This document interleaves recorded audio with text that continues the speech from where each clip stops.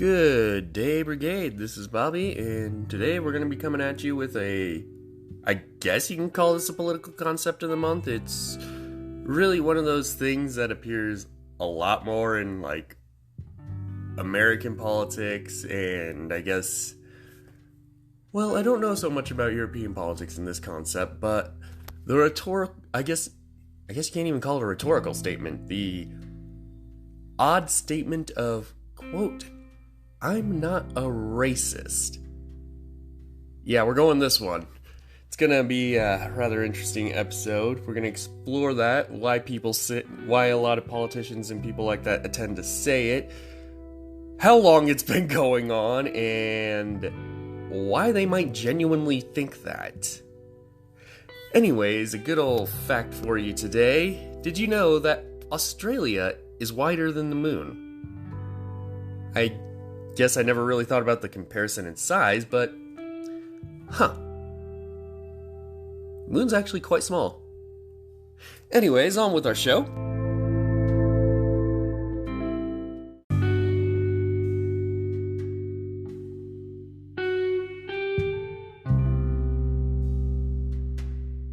So, to kick off here, where does the line, "I'm not a racist," come from? Well, white people. And it's pretty straightforward as to why. See, as racial tolerance and equality and equity and all that started becoming ideas and started supplanting themselves in the minds of the human race as a whole, people started to see the need to, politically, socially, economically, and all that, distance themselves from the increasingly unsavory idea of racism.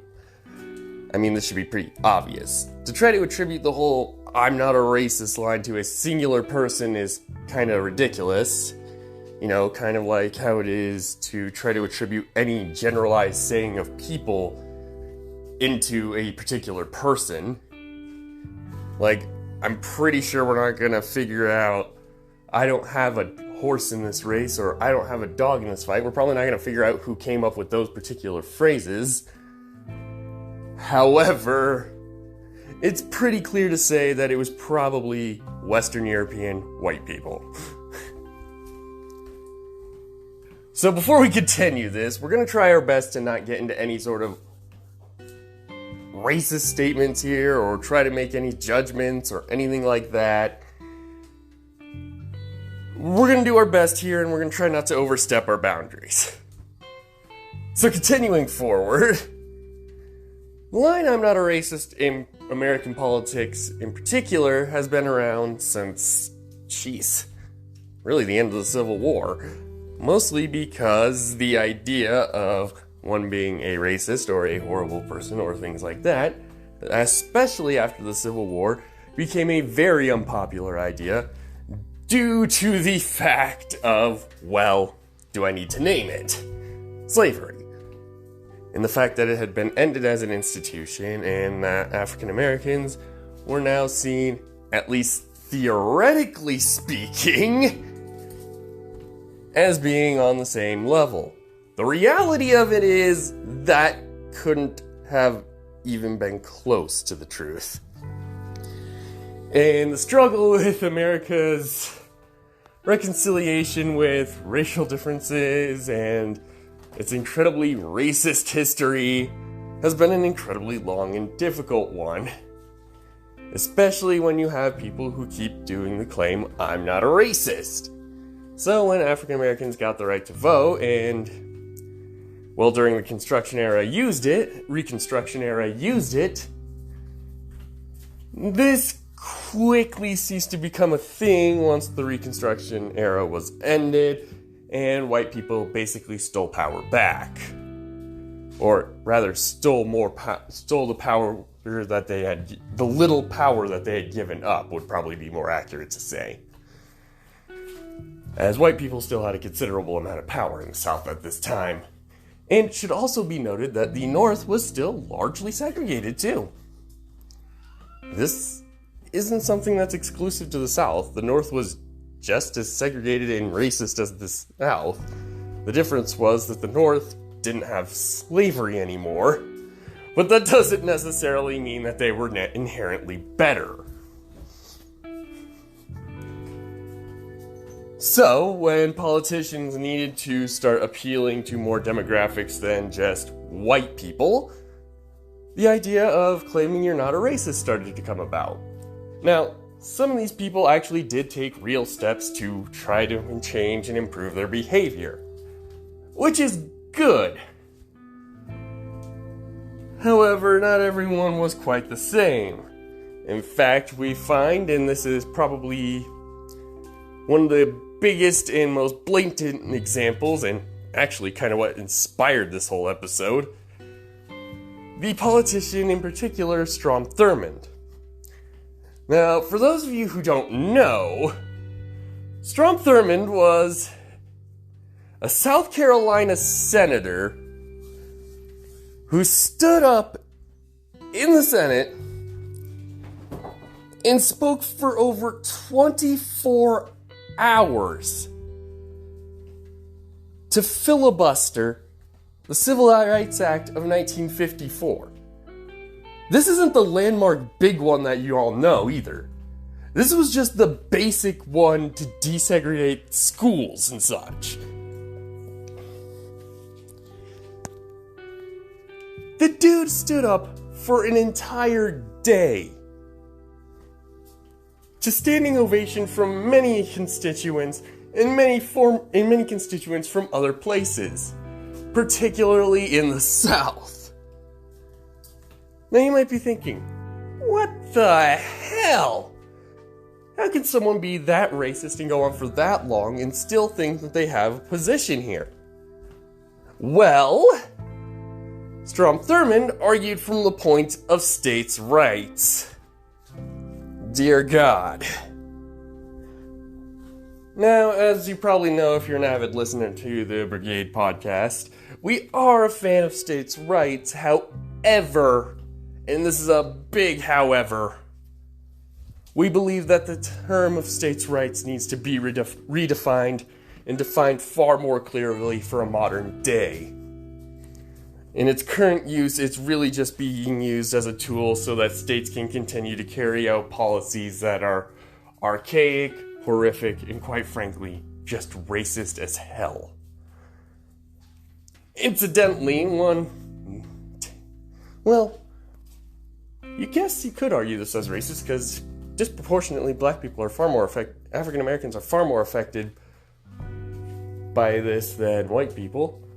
But a school in Missouri, Cassville School District in Missouri, has decided to opt into the idea of corporal punishment, spanking children. We have countless piles of data showing A, this doesn't help anything, B, it actually hurts the child a hell of a lot more than you'd ever want, and C, it seems to happen disproportionately based on race. So, why is this even a thing? Well, the state of Missouri, using its protection of quote-unquote states' rights, has decided that schools should have the right to decide whether or not to reenact corporal punishment. And now some parents in the South and all that might be taking this to cheers, especially since it falls under the whole traditional line of their beliefs. Which, alright, fine. But, and this is a big but, there are some things to consider here, especially things like, have school shootings been increasing? Yes. Has student mental health been decreasing? Immensely. Has anyone been taking measurable steps within these regions to actually do something about it? Hell to the fuck no. So, I'm not gonna pretend to be the guy making this conclusion, because I'm not gonna tell you this is what's gonna happen. It's certainly a long shot.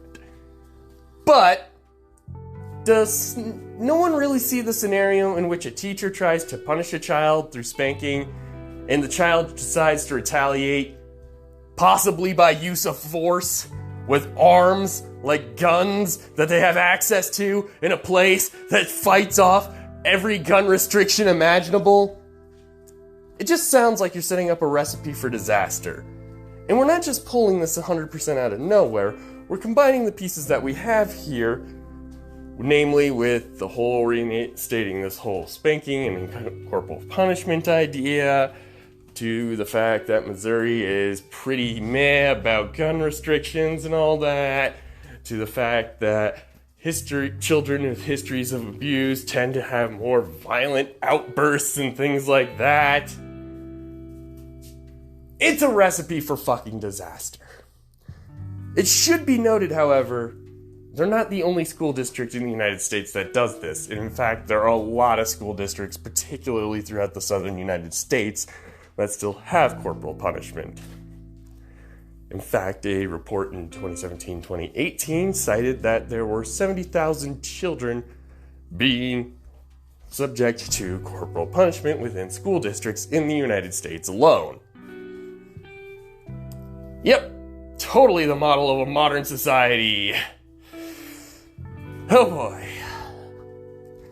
So, going all the way back to the main point, states' rights is often used as an argument to defend less than desirable things. And these states' rights have been used way more often than not, especially throughout the 20s, 30s, 40s, 50s, 60s, 70s, 80s, 90s, and today!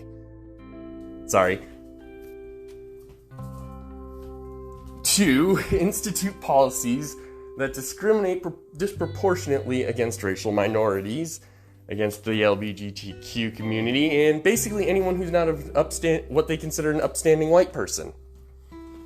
Now you might be wondering, where in the hell does this mentality come from? And there is a reason. It's not a good reason.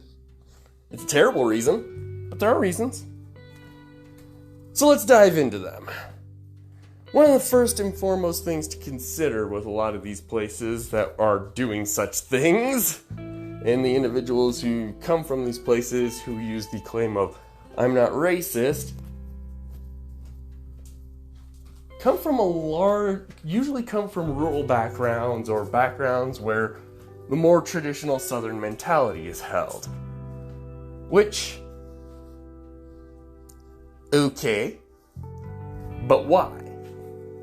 Well, culturally, the Southern United States has a very, very strong vein of traditionalism.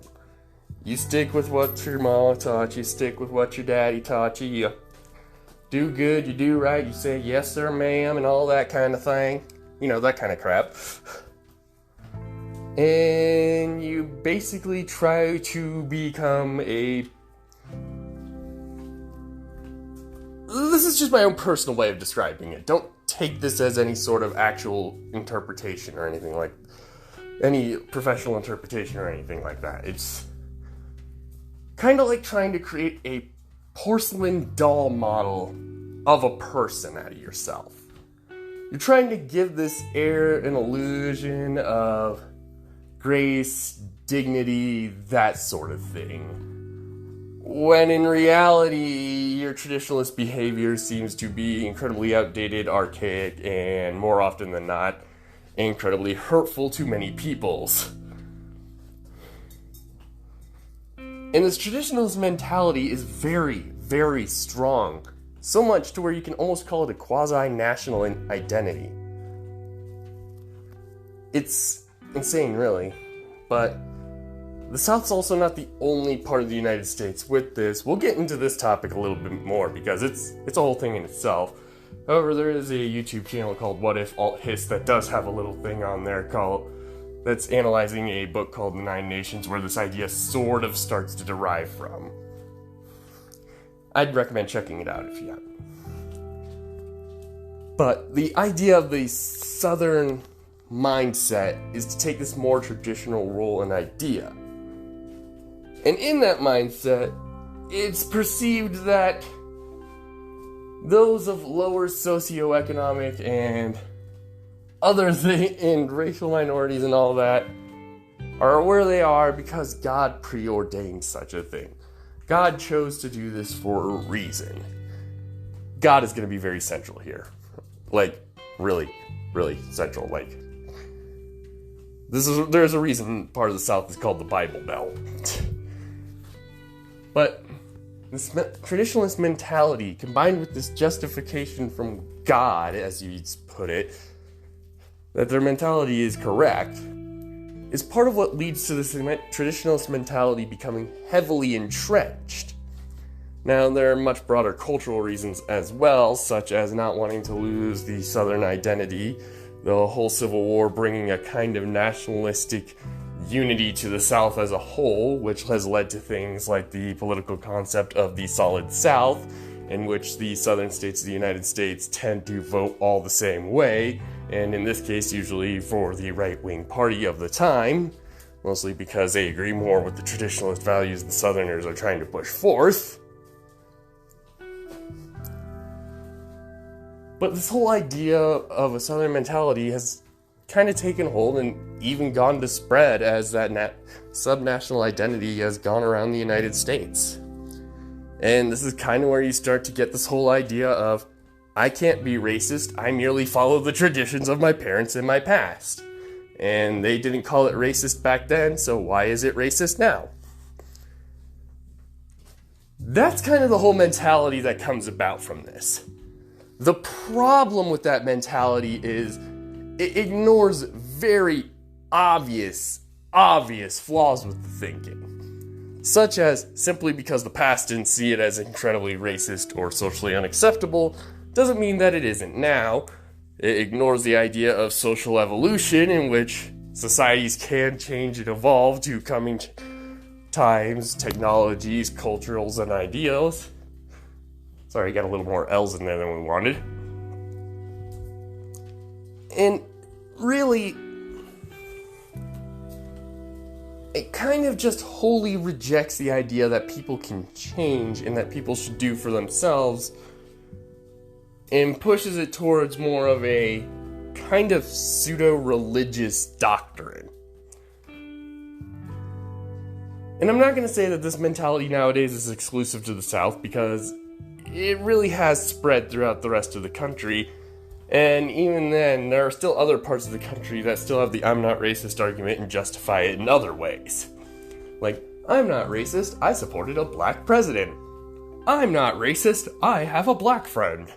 I'm not racist. You kind of get the point here, though. The idea is to try to justify you're not really that racist, or that your racism doesn't exist. But it ignores the hard reality of how ingrained the idea of racism is in our culture. And quite frankly, it's really not that easy to notice right offhand, especially if you're a white person. Because to you, it just seems like normalcy. The problem is that normalcy is a severe problem for pretty much anyone who's not in that small subset. And I'm not going to call other people out with saying that I'm not one of these people either. I can even find my own little discrepancies in here, and honestly, I try to do better. But I'll admit there are times I'll fail. But this also comes down to another thing, and it's kind of a little issue we've been dancing around. And you'll notice we've been coming back and forth to socioeconomic and racial status and all that kind of thing. Well, aside from the whole racism idea, one can ask, what makes a racist? Well, obviously one who discriminates based on race. But how does that discrimination take form? Well, in the American Union, it started with things like slavery and all that. Nowadays, though, it kind of takes on a different element, and one we probably wouldn't even think about. But that element is caste.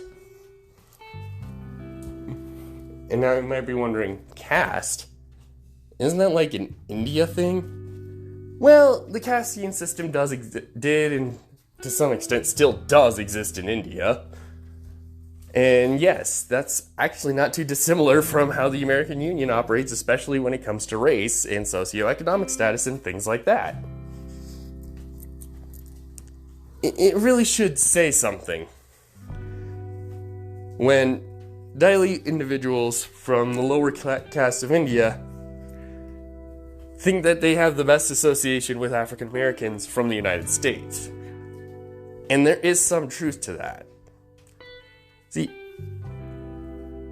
I'm not going to say I understand the experience right now of being an African American. I can't. And I'm not even going to begin to try to say that I understand the plight, I understand that struggle, because unfortunately, I don't understand. I don't understand the full extent, and realistically, I don't think I could. Here's what we do understand, though.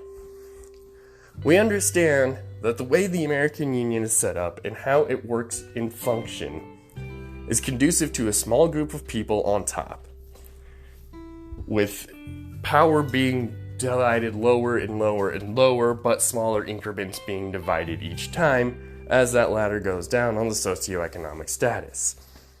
Eventually, once you get through all white people, then you start to hit racial minorities. And in this, there is a sort of mentality that the highest status of a racial minority cannot achieve the same social equity as the lowest social status of a white person. And what we mean by that is a poor white person would still, in practice, have more rights than a rich black man or a rich African American in the United States, which is preferred, actually. We'll go with whatever's preferred. We're going to ask on that one. But anyways, the richest African American cannot have the same social equity and right as the poorest white person, which is fucked up as all fucking hell. First off, there shouldn't even be a social caste to begin with. Secondly, fuck this whole system fundamentally anyway. And third, why bring race into it? Well, this goes back to the American Union and its history with race relations, which it's notoriously bad at. And this is something that people need to accept. So, really, the problem with the whole idea of I'm not a racist ignores the fundamental problem of, by participating and being complacent within the system, you're abiding and allowing for the continuation of an inherently racist system, whether you created it or are aware of it or not. Your silent participation is what makes it go forward, and that's one of the problems. So the whole I'm not racist mentality, well, most likely based on ignorance, is an evil all the same. Ignorance is an evil.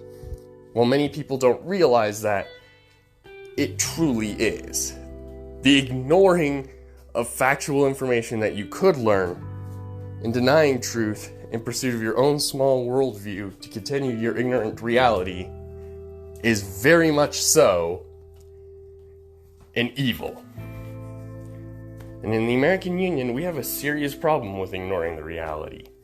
In fact, so much so that it's led to a large conflict, especially between political factions, and in part based on racial lines. It's kind of sad.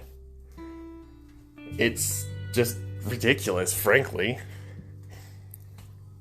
And people have been exploiting this.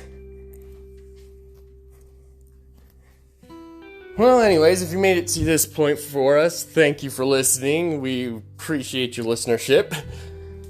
If you liked what we had to say, share us. If you hate what we had to say, share us. Regardless, please do share us and or like us or follow us, depending on the individual platform's context.